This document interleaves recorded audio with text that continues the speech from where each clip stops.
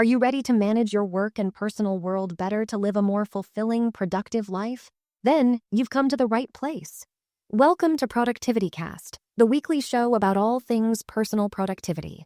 Here are your hosts, Ray Sidney-Smith and Augusto Pinaud, with Francis Wade and Art Gelwicks. Welcome back, everybody, to Productivity Cast, the weekly show about all things personal productivity. I'm Ray Sidney-Smith. And I'm Augusto Pinaud. I'm Francis Wade. And I'm Art Gelwicks. Welcome, gentlemen, and welcome to our listeners to this episode. Today, we are going to do some philosophizing, I suppose, and hopefully bringing ourselves from that level down to the practical. We're going to be talking about control, and what I wanted to do was to preface this with the concept of control and perspective in the Getting Things Done or GTD methodology perspective, which is that's where it came up to me in the first place, and over the years, it has changed. And so I want to talk about what does control mean to each of us, and how do we actually make the concept of control practical, even tangible in our own worlds. I'm going to define what David Allen says of control in Getting Things Done in the March 2015 edition. In the appendix, in the glossary of Getting Things Done terms, he actually gives a definition for control. And then we're going to talk a little bit about what the concept of GTD control is, so that we can then define what we think of it is in contrasting terms. So he says of control, one of the two key elements of self and organizational management, along with perspective. And so that's what he calls control in the most basic terms. And if we think about it from the concept of control and perspective, control are the steps of or stages of the workflow, going from capturing to clarifying to organizing, reflecting, and engaging on the action level of the horizons of focus. That is what he considers control. And then as we go up the horizons on the y-axis, we then have projects and so on and so forth going up the horizons, and that's what he considers perspective. So control are the actions that we take on the lowest level of the horizons of focus, and everything above that becomes perspective. So kind of thinking of it as looking down at the actionability of the thing above itself. So when you're at the highest level, Horizon 5, purpose and principle, you are looking down at the others, vision, goals, areas of focus and accountability, projects, and actions. So that is the GTD definition, and we have all probably thought of it as being insufficient in some way, shape, or form in our own worlds. And now what I'd like to do is to ask you all, gentlemen, how do you define control? And I think Art gave a really great example before we started recording. If someone came to you and said, I'm feeling out of control, how do you help them get in control or under control in their life? So I think David Allen's definition is basically a process definition. So he's saying here are the steps for managing tasks. And the ones that Ray laid out, starting with capturing and so forth, are basically the steps for managing tasks. And I suppose that I'm guessing that what he means by control is that the process of managing tasks is in control. Now, that has a very specific meaning in my world. I was trained in part as an industrial engineer, and we love, for those of you who know the lingo, Stewart charts and control charts, and we love this. We love the idea of measuring processes so that they stay in control. That's not practical for most people to be able to use these kind of diagnostic tools. But the way I would advise to answer your question, Ray, someone who tells me that they're out of control, is to ask them, what do you mean? Because the word control is a psychological object. Its definition has changed and it varies, and there's no uniform understanding of what it means. So you have to go to the next step and say, when you say control, and the question I would ask is, when you say control, what specific symptoms are the ones that you notice? And I would imply in real life, not just in your emotional life, but also in the hard, tangible life. Where are those symptoms occurring such that you're led to conclude that you're feeling out of control? So I would immediately go to, and I would focus and start to break down their response between, I've mentioned psychological objects, like I'm feeling stressed, I'm feeling unhappy, I'm feeling unworthy, I'm feeling lazy. as opposed to I arrive at half of my appointments at least 10 minutes late. Okay, there we go. That's one. That's a tangible object. We can work with that. What else do you have? Well, I also wake up in the middle of the night 3 times out of the week with something that I forgot to do. That's 2. All right, that's another tangible activity. So I would look for the tangible symptoms, the things that you can put your finger on, you can touch, you can see, and then accumulate those so that we move the conversation from I'm feeling out of control towards, in the lingo of industrial engineers, is defects. We're looking for defects, and we're looking to put them together so that we can say, okay, with these 5 defects, the root cause of them are, because the truth is, control is a lag indicator. Feeling out of control is a lag indicator. It comes long after the things that you did or didn't do originally. So we're trying to go all the way back so that when we start to figure out what they should do, we're actually looking at things that they did do or need to do or didn't do in tangible reality. So that's how I would tackle it. Someone said that to me. Control to me is a very, unlike the industrial definition of it, I look at it from almost the psychological side of it. Control is a perceived state of comfort. It's a lack of stress. It's a point of awareness of activity. And I think when someone says they are out of control, my first reaction is to ask the question, when do you feel things went out of control? Because I need to know contextually, is this something that is a recurring feeling, which means that it is probably systemic to a process failure? Or is it something that has recently happened, which may be triggered by an environmental response or some external factor that has pushed things off the rails? But control itself, it can be an extremely negative impact on work and process and quality of work. Having a sense of control, I don't know, is necessarily an extremely positive thing.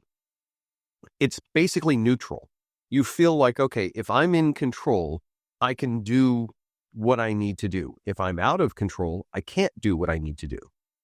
But at no point are we saying that if I'm in control, I can do better things. I'm just saying that I can do things. So to me, I always look at it from the mental aspect of it more than the process one, because the process one I can chase. I mean, I can look at the measures, I can look at the metrics involved and say, okay, this is working, this isn't. But that doesn't necessarily, again, translate to a lack of control. And we've all seen it. We've had people who have processes that work somewhat, but they feel like they are in control. But we know looking at it, it's like, no, you're not. As much as you think you are, you're careening wildly down the highway. So the subjectivity of that term and the amorphousness of that term makes it difficult to have that initial conversation.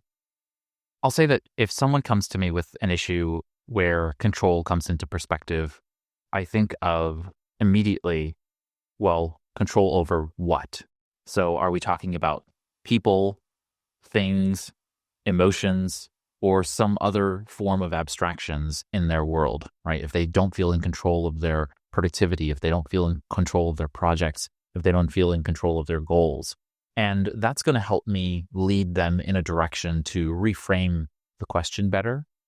And so that's the first thing, is that whenever you feel like I'm out of control, well, that could be really fun and exciting. For example, if you get on a roller coaster, you're not in control. You are out of control, and you're going to be on that roller coaster ride, and then you're going to get to the end, and hopefully you had a good time and it was a safe ride.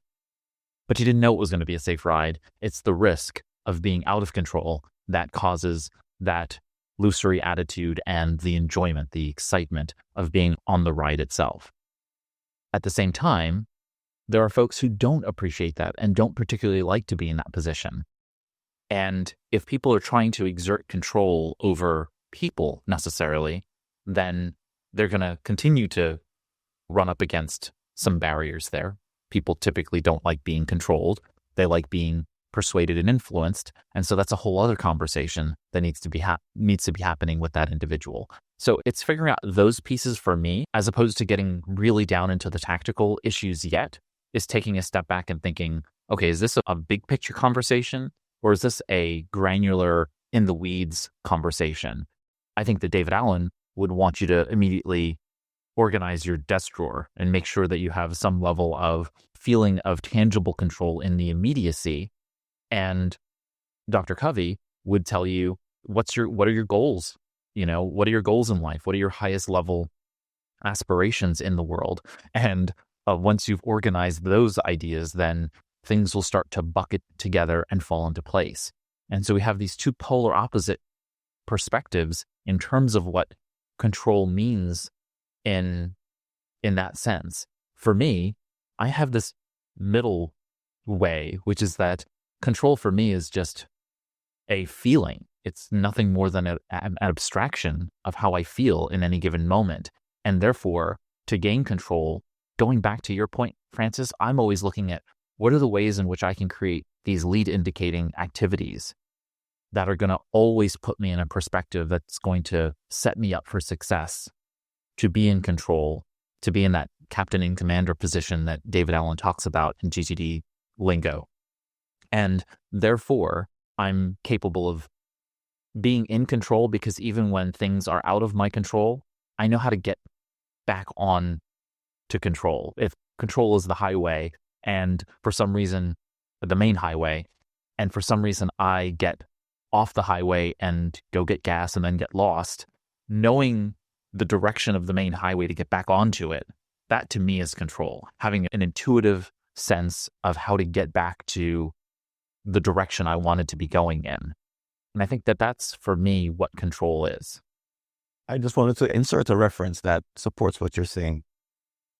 So there was a popular book, How to Get Control of Your Time in Your Life. It sold 3 million copies back in the 70s by Alan Lacan.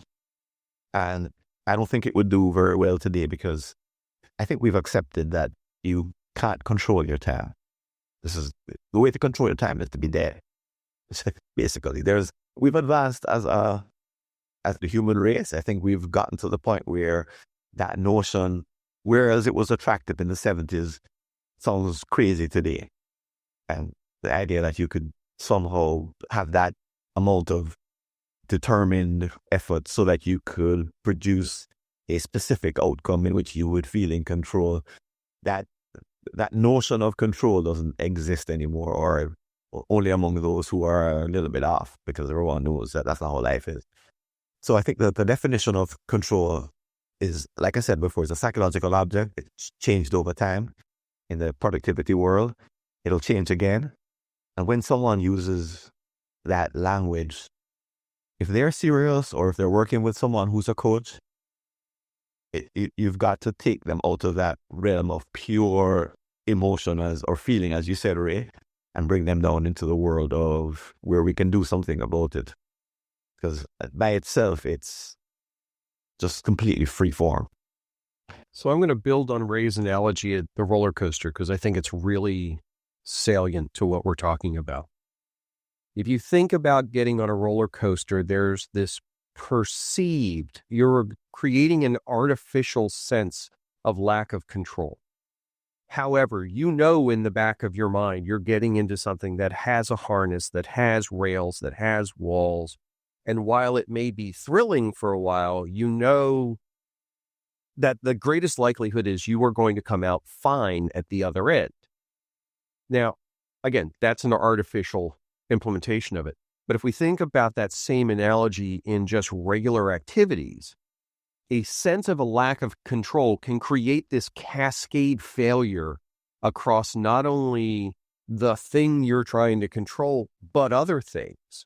Because if you don't feel like you can control one thing, now you're distracted by that, other things can get out of control. So how do you restore that sense of control? Well, I'm going to use the same analogy. You need rails. You need the safeguards. You need to have those structures, creating those structures in place so that when you feel like you're taking that corner too fast or you're going up a hill that you can't see the other side, you know that the rails and the safety harnesses that you've put in place are, I can't say guaranteed, but are extremely likely to get you through this, no matter how bouncy that ride is.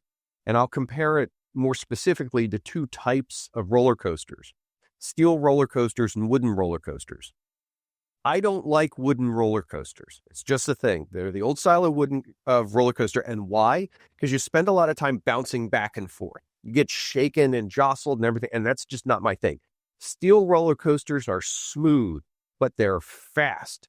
It's rapid acceleration up and down, lots of G-forces. But it's smooth. And to me, if you think about creating processes and mechanisms and devices around you, I would recommend that you think more steel roller coaster than wooden. You don't want something that you're just going to kind of bounce around and hope you're going to get your way through it. You want something to allow you to accelerate, to allow you to go as quickly as possible without flying off into space. And there are times that you do feel out of control, but that's that trusted system that we talk about so often. Do you trust your process? Do you trust your capture mechanism, your weekly review? Do you trust your context? Do you trust your flow states? And if you do, then that brief period of sense of out of control is recoverable. And that's where I think things like when we look at these artificial structures that guys like David have put together, yeah, that's fine. But they're different for everybody. But thinking about that structure, putting rails under what you're doing, can give you that chance to flex, but still make it to the end destination. So I agree that control is more a feeling than something we can quantify. The issue is, how can you repeat consistently to get back this feeling, to get this feeling happen to you in a repeatable way? And I think that's where the challenge happens. So let's get into the tactical components here now. Like, how do we use control in our everyday lives so that we can be more productive? It's easy to navel gaze and to think about control in this abstract sense, but there are real things we can do to create a sense of control, but actually produces real control. So going back to Art's analogy earlier about the roller coaster ride, if we have guardrails and we have safety harnesses, and if we have these other pieces, we can actually take an artificial sense of control and actually create a real form of control. And we know how to create physical constraints on things in order to be able to create control. And I liken this frequently to cybersecurity. So when we think of cybersecurity, there are two polarities. There's convenience, and then there's security, right? And so the more convenient something is, like if you leave your front door open, it's really easy to get into your house. However, so is it easy for a criminal to come in and commit larceny. So we need to recognize that by locking the door, it creates an inconvenience. You have to have a key, you potentially can lock yourself out of the house, and so on and so forth. But the benefits for that is and are your ability to feel safe and secure.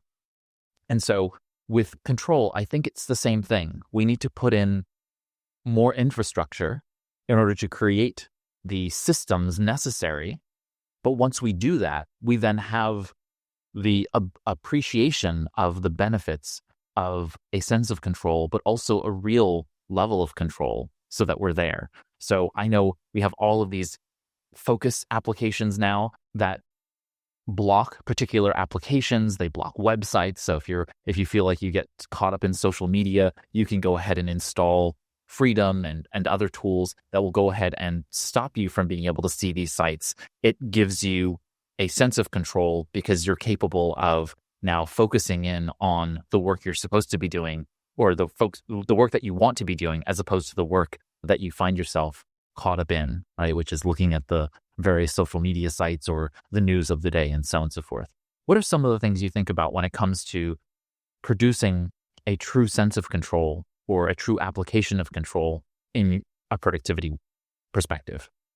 And I think this is a dicey topic. The way you asked the question makes me think, because we're talking about two potential apples and oranges, I think. We have an emotional apple and a practical orange. And the two don't necessarily line up, because you could talk to the most effective person, a black belt or in productivity, and that person could say, I always feel out of control. But when you actually look at what's really happening in their life, it's some rare occurrence that leads them to think that they are always out of control. Whereas the guy in the next cubicle over, he can barely get to work on time each day. He keeps everything in his head. He doesn't write anything down. He's a real white belt, right? And if you ask him if he's in control, he says, I sure do every day. I think every day as it comes. And he has some way of feeling in control. So the feeling of being in control, I would put almost no emphasis on that, because it's an emotional result. It's an emotional results. They come, they go, they change. You get tired of it. You start feeling it in a different way. It's all over the map in terms of what actually causes it, and it may not have any connection to what's going on in real life. So I'd put 2% of our focus on the emotional apple of control, and then 98% of our focus on the practical activities that are tangible, visible, measurable. And on that side of the ledger, I would say, people who talk about being out of control in that sense are talking about a standard, and they're talking about a violation of that standard, or whenever something approaches the level of violating that standard, or gets close to the standard in terms of it now going out of control, then you become very, very concerned. Take the idea of coming to meetings early. People get nervous when they arrive at the meeting on time, because their goal is to be 5 minutes early. So there is a standard that they have, and they feel out of control, or rather they feel as if they are getting too close to the edge when they're arriving at too many meetings on time. So it's a standard, and when they notice that their performance is drifting towards the lower end of the standard, it's getting towards the edge, they would say, I think I need to go for 10 minutes early so that I can accomplish my 5-minute standard more readily. So those are practical activities in that world of practical oranges. So I would separate the two, and that one is lead, one is lag, but unfortunately, you could do everything right and be amazing and be productive and be all of the above, and we all know people like this, they still talk all the time about feeling as if they're out of control. And its basis in reality is like, we don't see it. And it's just an emotional result like that. Requires therapy, or it requires mindfulness, meditation, different tools, emotional tools, not productivity tools. There are ways in which, when we look at this, you're calling them apples and oranges. I just consider them different categories of identification that are going to trigger you to start being aware. So, for example, if you have an emotional threshold, right, that's an indicator that if you feel out of control, again, feeling out of control can be exhilarating. It can also be anxiety producing and cause worry and debilitating.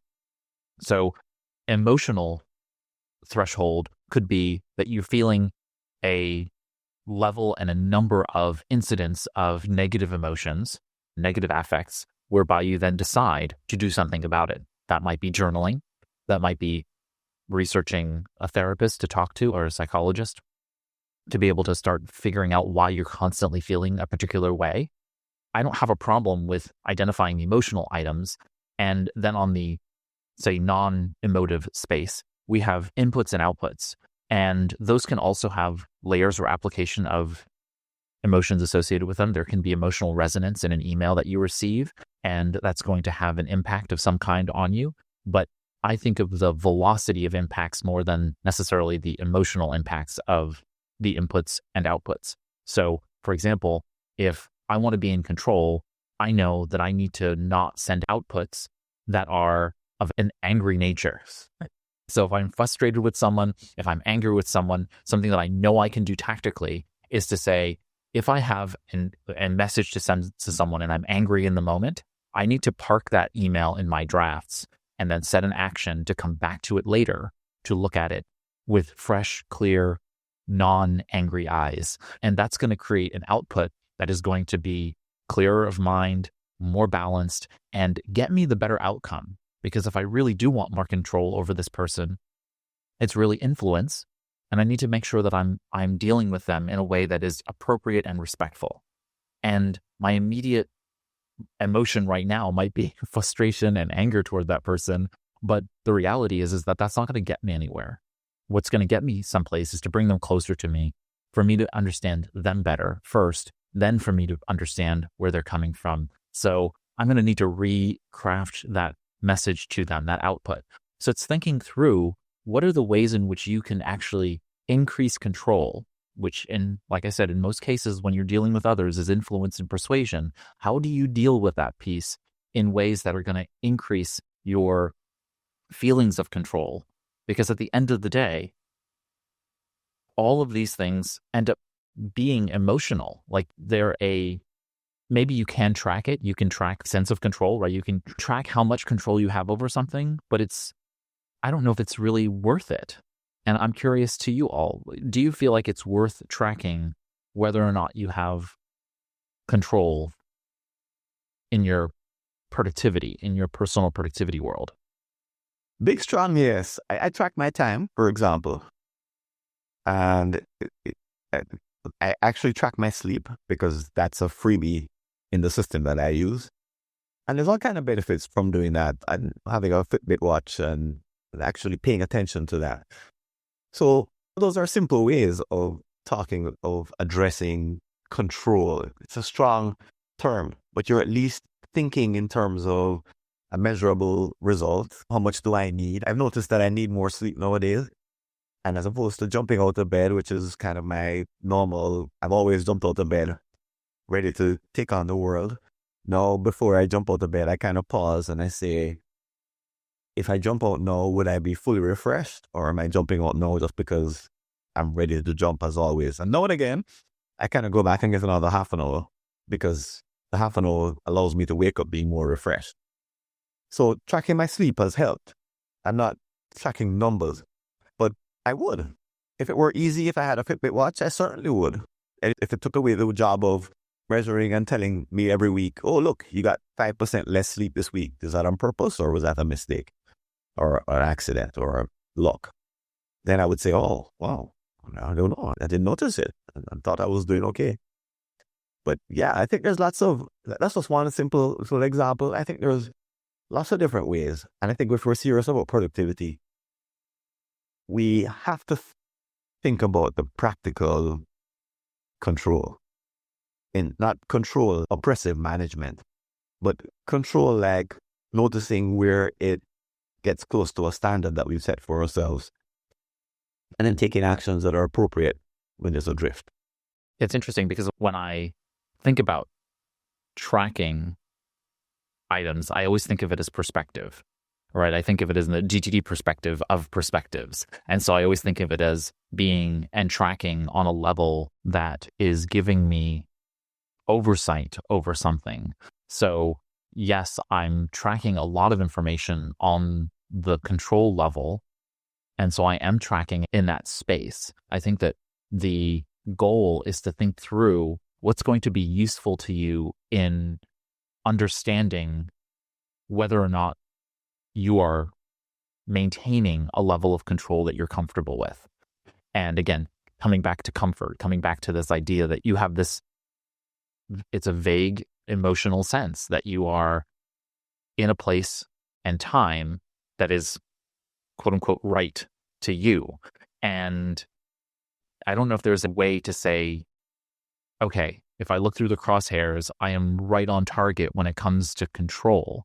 On the perspective levels, when I think about where I'm going, goal direction, goal orientation, I can pretty clearly tell you whether or not I'm on target. But in the very moment right now, I don't want to be thinking about that stuff. So I'm tracking along the way, but only to think about it after the fact in a place and time where I'm able to look at it on a longer horizon. And so I'm very curious how you think about those pieces as you're tracking on the tactical level and then utilizing that information on the higher levels of your world.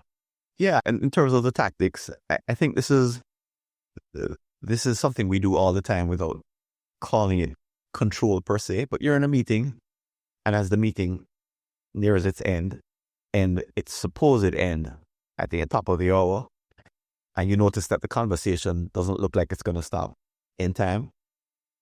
So you're wondering, okay, is this going to go over or not? And right there, you have a standard. I want the meeting to end on time. I have another meeting. It doesn't seem as if it's wrapping up based on the conversations. And you ask yourself, how do I intervene to wrap this thing up so that we can end on time? So you're using the immediate information in the moment. You could wait till 2 weeks later and analyze the data. Yeah, but you're in the moment, so you're noticing. Or even emotions. When I notice I have anxious emotions, I have a process that I follow that I learned from Byron Katie to manage my unwanted thoughts or my whatever feelings I'm having. And 5-step process thing works.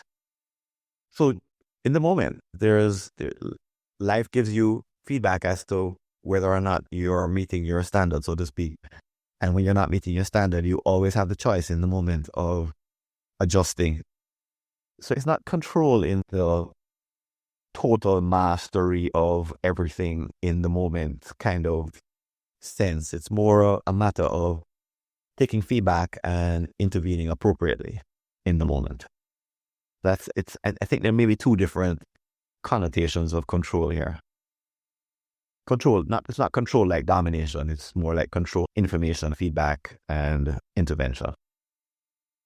So coming to the close of our conversation, any final thoughts for folks in terms of how they can gain greater control in their own personal productivity worlds, in their own personal productivity systems?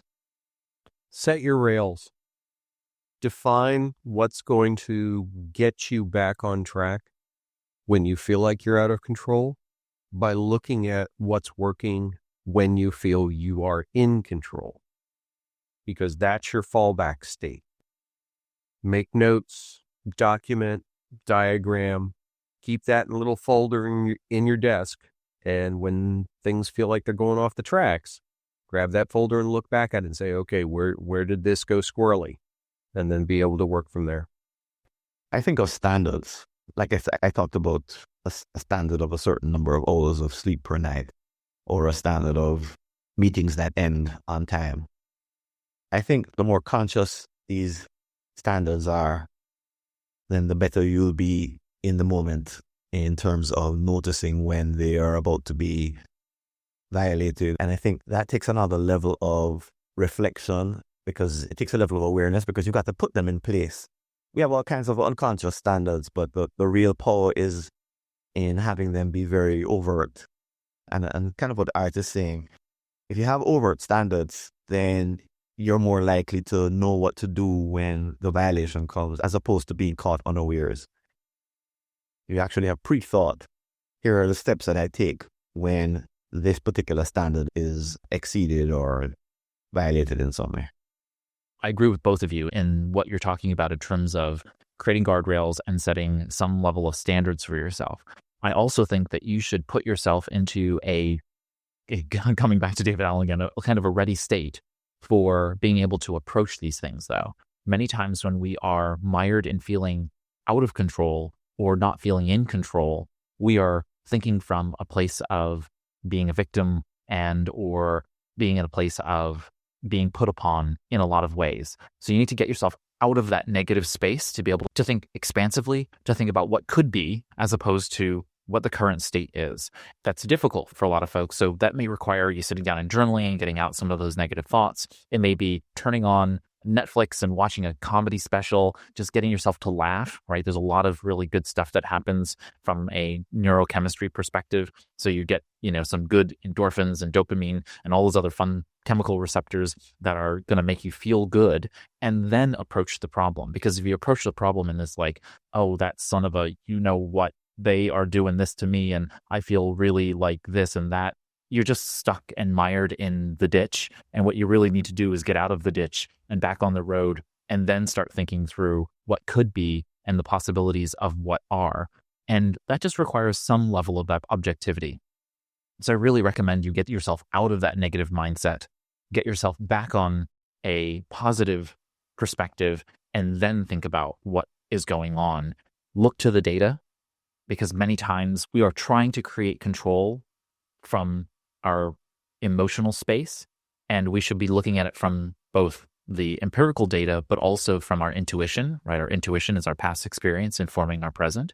And we want to be able to look at those two pieces to be able to say, okay, this is what's happening as best as I understand it. And objectively, what's going to move this forward for me? That brings us to the end of our conversation. Thank you, gentlemen. This has been a lot of fun to have a conversation about getting under control. And so while we are at the end of this discussion, the conversation doesn't have to stop here. If you have a question or a comment about what we've discussed during this cast, we obviously didn't talk about everything that we could about control, so there's lots to discuss. Feel free to visit our episode page on productivitycast.net. There on the podcast website at the bottom of each episode page, you can leave comments and questions.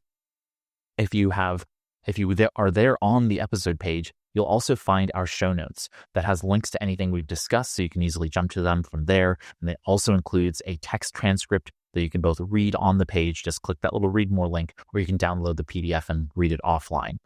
If this is your first time with us, feel free to subscribe to the podcast or follow it in Apple language if you'd like to. There are instructions for that on the website as well. Just click on the subscribe tab.